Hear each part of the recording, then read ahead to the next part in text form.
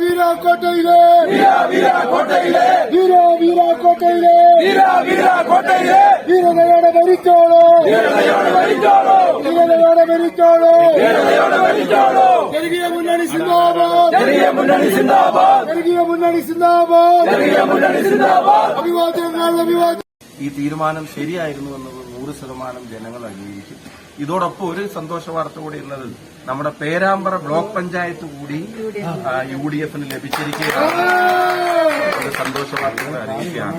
അപ്പോൾ പേരാമ്പ്രയെ സംബന്ധിച്ചിടത്തോളം പേരാമ്പ്ര ബ്ലോക്ക് പഞ്ചായത്ത്, പേരാമ്പ്ര പഞ്ചായത്ത് 10-25 വർഷത്തിന് ശേഷം, കൂത്താളി പഞ്ചായത്ത് 10-25 വർഷത്തിന് ശേഷം, അതുപോലെ ചക്കിട്ടപ്പാറ പഞ്ചായത്ത് 10-25 വർഷത്തിന് ശേഷം, അതുപോലെ തന്നെ ചങ്ങരോത്ത് തിരിച്ചു പിടിച്ചത്, അതുപോലെ തന്നെ നമ്മുടെ അവിടുത്തെ പറഞ്ഞിട്ടില്ല, അവിടെ ചെറുവണ്ണൂർ നിലനിർത്തിയത് ഉൾപ്പെടെയുള്ള കാര്യങ്ങൾ ചരിത്ര നേട്ടം അവിടെ സാധ്യമായി.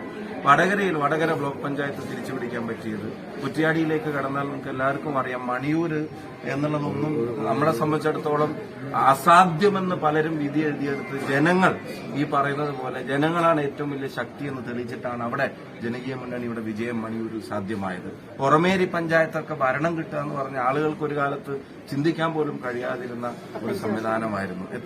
35 വർഷം 3.5 പതിറ്റാണ്ടിന് ശേഷം ഉണ്ടാവുന്ന ചരിത്ര നേട്ടങ്ങളിലേക്ക് UDFനെ ജനകീയ മുന്നണിയൊക്കെ കൈപിടിച്ച് നടത്തി വടകരയിലെ ജനങ്ങളോട് ഹൃദയം നിറഞ്ഞ നന്ദി ഒരിക്കൽ കൂടി രേഖപ്പെടുത്തുന്നു.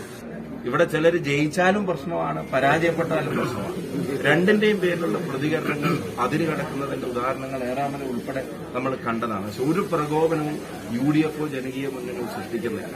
ഞങ്ങൾ ജനവിധിയെ ആദരവോടുകൂടി നോക്കിക്കണ്ട് വിനയത്തോടെ നാടിന്റെ സമാധാനത്തിന് വേണ്ടി മുന്നോട്ട് പോവുകയാണ്.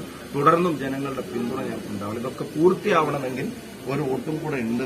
അതുകൂടെ ജനങ്ങൾ അവരുപയോഗിച്ച ഇത്തരത്തിൽ വളരെ ചിന്തിച്ച് ഉപയോഗിച്ച ഈ വോട്ടവകാശം പോലെ ഇനി വരാനിരിക്കുന്ന തെരഞ്ഞെടുപ്പിലോ അങ്ങനെ തന്നെ ഉപയോഗിക്കണമെന്ന് അഭ്യർത്ഥിക്കുന്നു.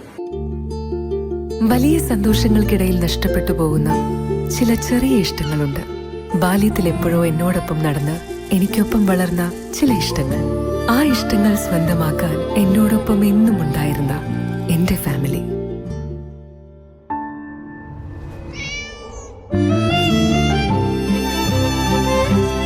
എന്റെ ഇഷ്ടങ്ങൾ എന്റെ ഫാമിലിക്ക് അറിയാം. Family wedding centre.